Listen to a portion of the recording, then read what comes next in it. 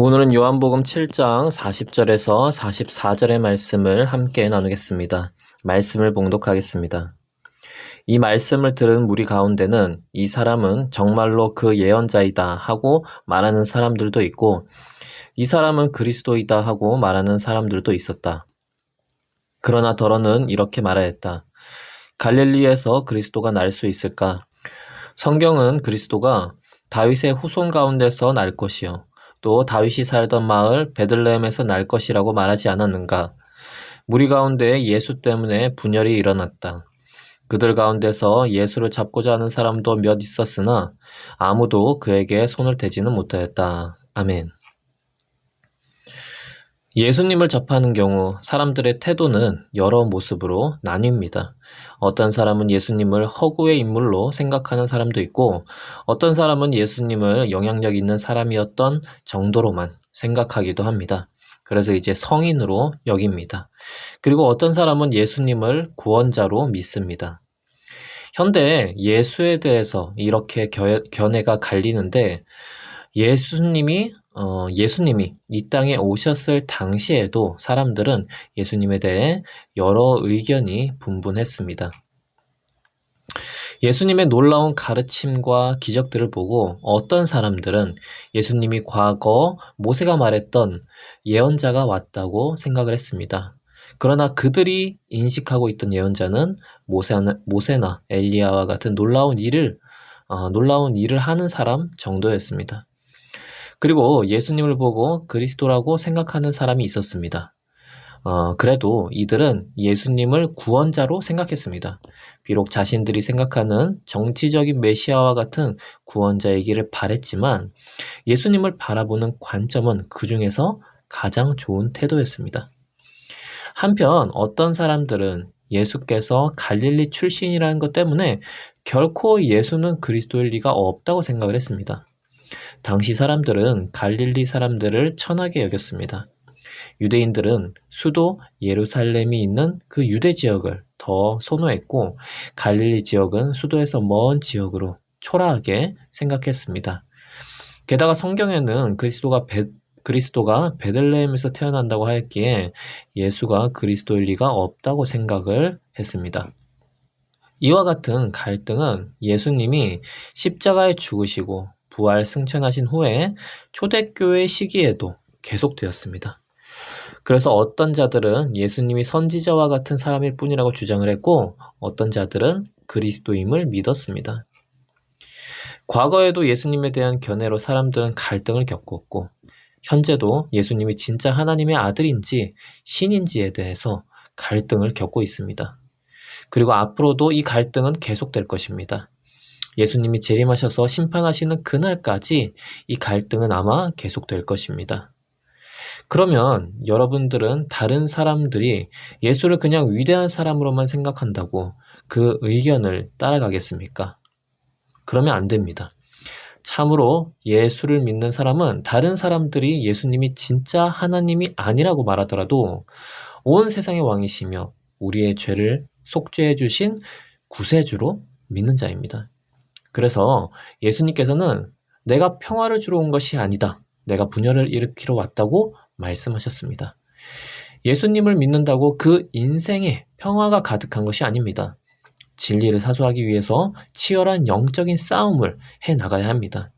그리고 믿음대로 살기 위해서 또 분투를 해야 합니다. 우리의 인생 마지막까지 다른 사람이 뭐라고 해도 이 진리를 잘 지키고 믿음 생활을 하시길 축복합니다. 그러면 그렇다고 덮어두고 무작정 믿으라는 말은 아닙니다. 인간으로서 우리가 예수님의 모든 것을 다 알 수는 없지만 그래도 예수님을 제대로 알고 믿어야 합니다. 그래서 예수님을 잘 믿는 사람은 예수님을 잘 아는 사람이라고 말할 수 있습니다. 예수님을 제대로 알면 믿지 않을 수가 없기 때문입니다. 우리는 앞에서 예수님이 베들레헴에서 태어나지 않았기 때문에 그리스도일 리가 없다는 주장을 들었습니다. 당시 유대인들은 메시아가 베들레헴에서 태어난다고 성경에 기록되었음을 알고 있었습니다. 실제로 이 기록은 미가 5장 2절에 이스라엘을 다스릴 자가 베들레헴에서 나온다고 기록되어 있습니다. 그리고 유대인들은 그리스도가 다윗의 후손에서 나올 것이라고 알고 있었습니다. 사무엘하 7장 12절에서 13절에 보면은 다윗의 후손의 나라를 영원히 세우겠다고 나옵니다.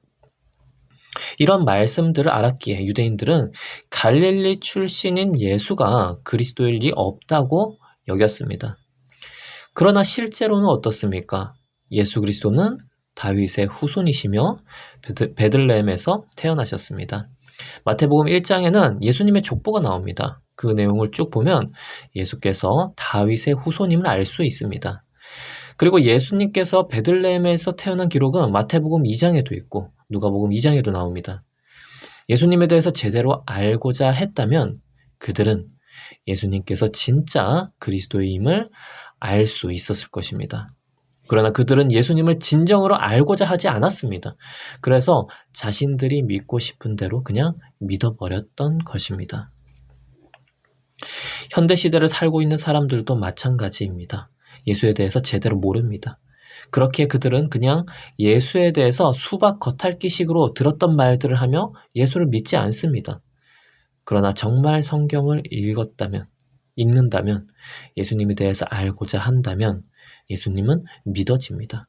그래서 불자였다가 성경을 읽어서 목사가 된 사람들도 있습니다. 이정훈 목사님 같은 경우, 또 김성환 목사님 같은 경우 등이 있습니다. 그렇기에 예수를 정말 알고 싶다면 예수를 잘 배워야 됩니다.